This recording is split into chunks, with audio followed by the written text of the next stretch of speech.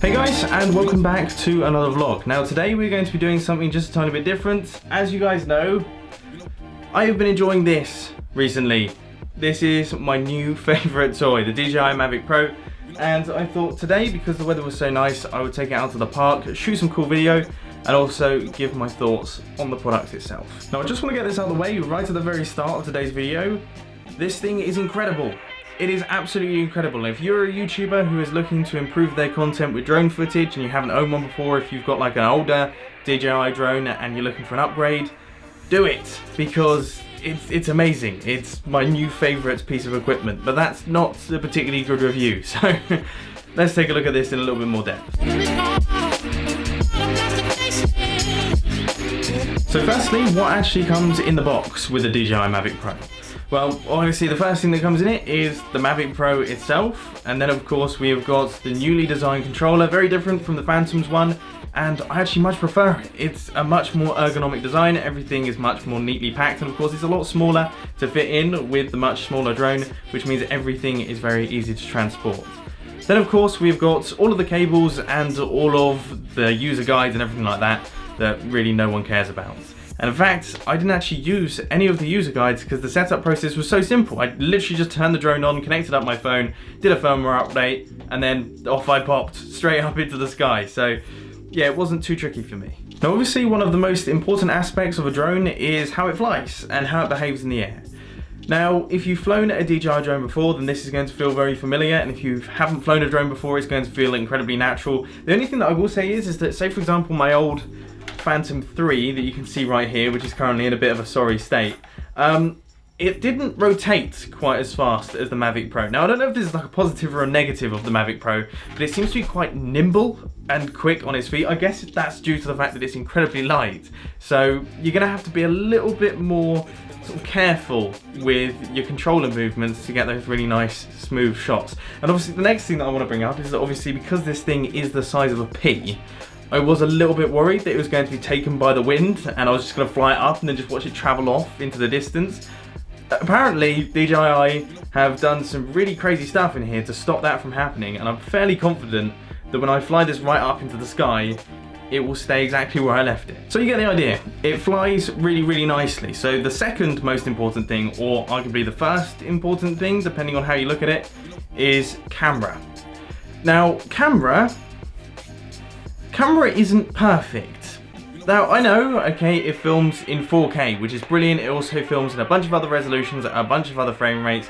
But if we're just looking at the 4K, it's a tiny bit compressed.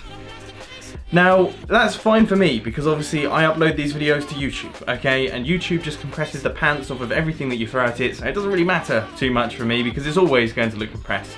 But if you work for a media company, or you're like a commercial drone operator, is it going to be too compressed? Potentially. But I guess that does sort of bring me on to some of the negative points of the Mavic Pro. Not that there's too many of them, but negative point number one is horizons. I don't know if this is just my unit, but sometimes I'm just flying along and then my horizons literally just go whoop, and they suddenly just go crazy and they stay like that, and then I have to recalibrate everything. As I say, it's bad enough that I actually think it's a potential fault with my unit. So anyone with a Mavic Pro, please let me know if that happens down in the comment section. But that's definitely a big one for me. The second negative is the tap to focus system. I mean, I don't think there's a use for it. I wish there was just a button or a switch that I can flick that just says infinity focus and then you go. And I don't have to worry about that anymore because I haven't used it. I mean, there's not been a single time where I've wanted to utilize depth of field in a drone shot, because generally they're really big and you're really out there and you're capturing like large landscapes and things like that.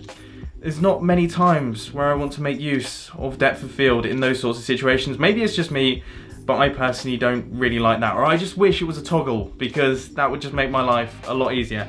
The next thing that I want to mention, which I've written down in this book right here, is blowing out all the footage. So the aperture of the Mavic Pro drone seems to just be a tiny bit too big And occasionally when you're flying up, no matter what you do, your sky is going to blow out, and you're even going to get some blowing out of the floor as well, which is a bit of a pain in the backside. So I've just ordered some ND filters, hopefully that helps the situation.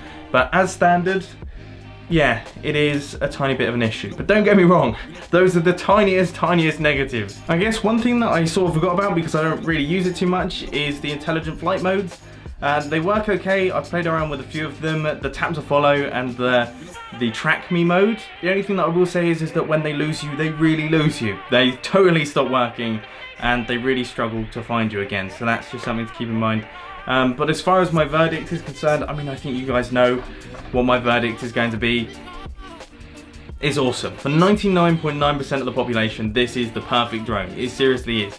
If you're a commercial drone operator, or you run a media company, or you do this for like a profession, maybe there is a chance that the footage is going to be a tiny bit too compressed for your needs. But then again, if you run this alongside some of your bigger drones, then you could use that to get shots that are in really tight spaces, or perhaps you don't want to fly the massive drone in. So it definitely has a use in professional occupations as well. Basically, what I'm saying is that I'm finding it really hard not to recommend the DJI Mavic Pro. I think it's fantastic, it's a brilliant product, it's an absolute triumph in the drone industry, and I would recommend it to pretty much everyone. So there we go. I hope you enjoyed this review. If you did, please drop that like button, but I'll catch you in the next one.